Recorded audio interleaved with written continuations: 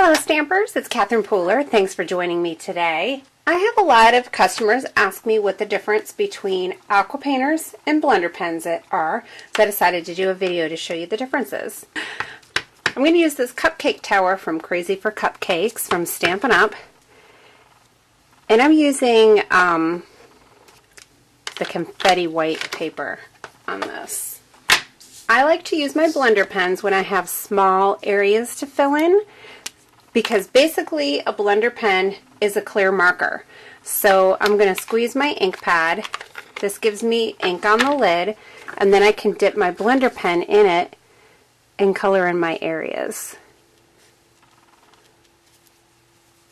So let me show you what happens when I try to color in a big area.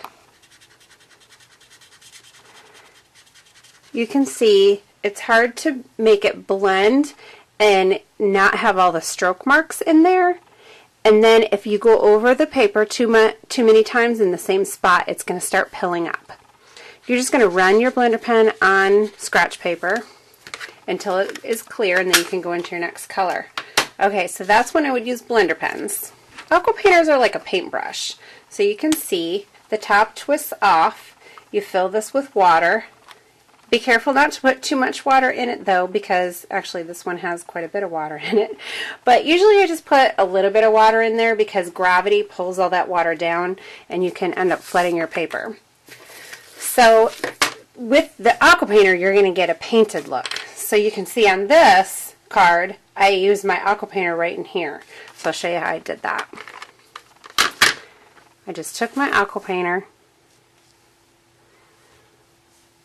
and you can see it's just like painting.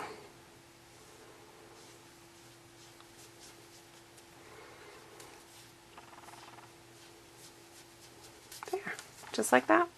Okay, that's pretty easy. Okay, here is another example of when I would use Aquapainters. This image is fairly large, and like I showed you before, if I came in with a Blender pen, it would get very streaky looking.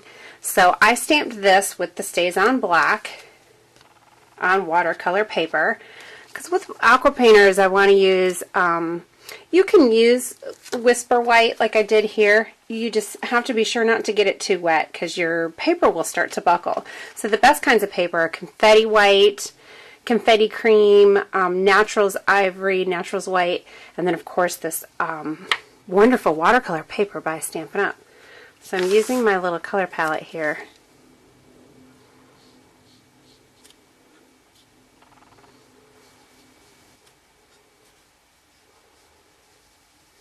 Just like so. It's a great way to paint in your watercolored image without having to have a paintbrush and the little container of water on your stamp table. So I hope that helps, and make sure you check my website, catherinepooler.com, for other samples of projects that I've used the Aquapainters and the Blender Pens with. Thanks, and have a super day.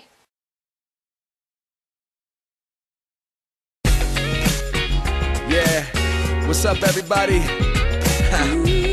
You feel this beat right here? Here we go. Hey! We about to stamp this out. So if you feel me, come on, come on. I jumped in my car with my bag of stamps, my